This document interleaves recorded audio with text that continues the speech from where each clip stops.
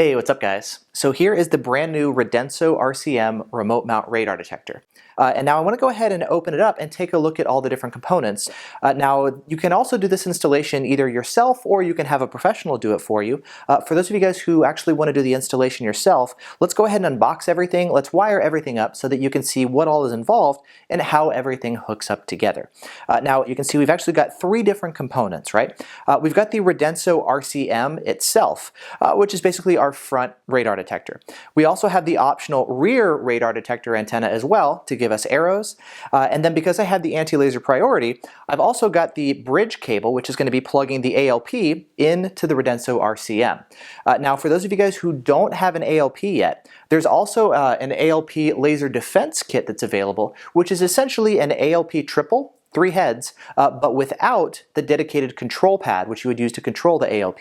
So no control pad, and instead you get this same bridge cable here, and then this would plug into the ALP, and the Radenso is going to be controlling and displaying and doing all the ALP stuff. So in any event, with that said, let's go ahead and open everything up and take a look at what all is included and how it all wires together.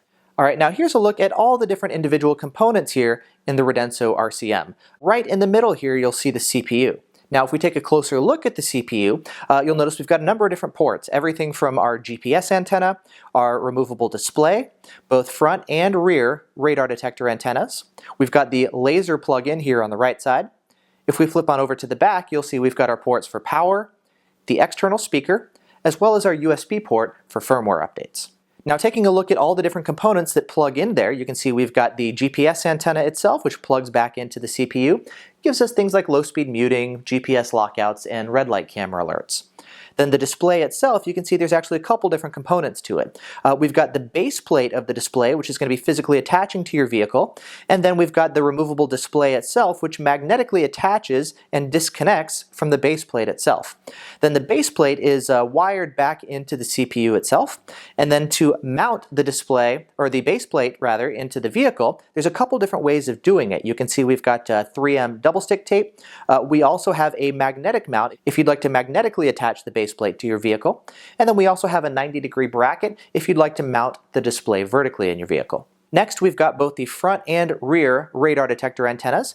You'll notice there's also an extension cable. The radar detector antennas plug into the extension cables, which then plug back into the CPU. We've got one for the front and one for the rear. The rear one is going to be the longer one, that way you can run all the way back through your vehicle. Now what's nice is the radar detector antennas themselves have a pretty short cable. This is nice. That way, in case you ever need to pull the antenna or replace it, if it's damaged or anything like that, you don't have to pull the cable all the way back from the CPU. It's just a short cable that goes right to the extension cable there, which is a really nice touch. And then to mount the antennas, we've got the mounting hardware. You can see we've got 2 different brackets, a pair for the front and a pair for the rear, as well as the necessary screws and washers and whatnot to install everything. Then to connect it to laser, to the ALP, you can see we've got our bridge cable. One side plugs into the CPU, the other one plugs into the ALP's control pad port.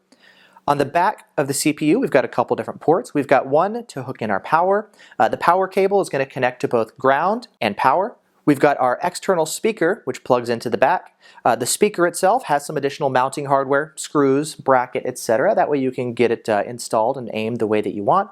And then finally, we've got our USB port, which is going to allow us to do firmware updates for the radar detector. So it comes with a USB drive, so you can download the firmware updates from your computer, plug it into the Radenso RC M, and then you've also got an extension cable so that you can install the CPU itself somewhere tucked away hidden in your vehicle, and then you can run that extension cable out somewhere more convenient, maybe into your cabin or your glove box, for example. That way it's more accessible.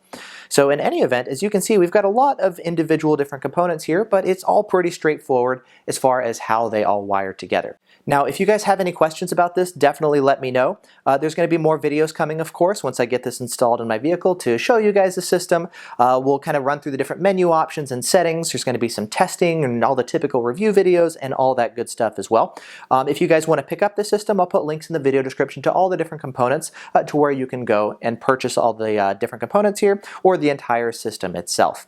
Other than that, subscribe if you haven't already so you can stay up to date as far as when new videos come out. And yeah, awesome. Thanks so much for watching, and I'll see you guys in the next video.